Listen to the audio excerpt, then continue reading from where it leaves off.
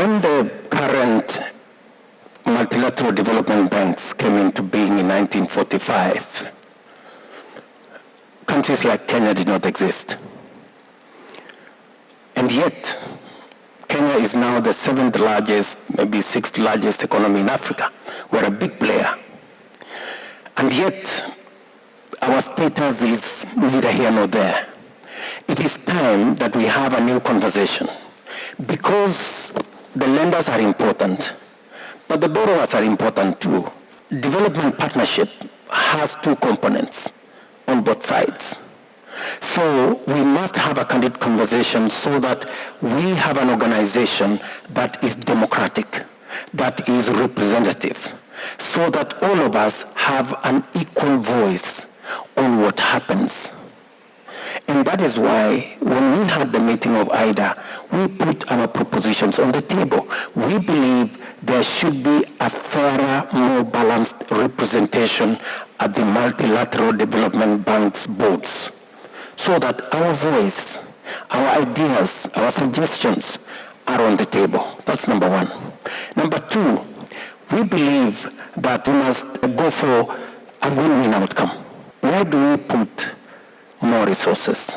Do we put more resources in expensive loans, or do we put more resources in concessional loans? Our proposal is that the concessional window of resources has many benefits. Number one, it is concessional. Number two, it is long-term. Number three, it is easy for it to be leveraged, private sector, to enhance those resources.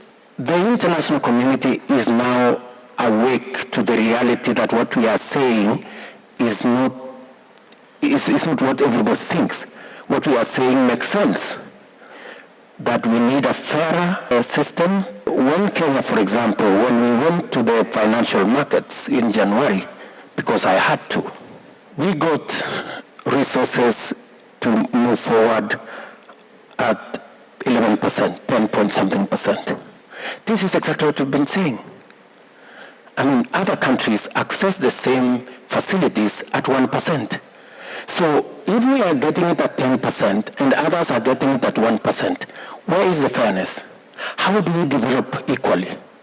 This is a conversation we must have. When we say Africa is paying 5 times more, it is not just talk. It is a reality we live through every day.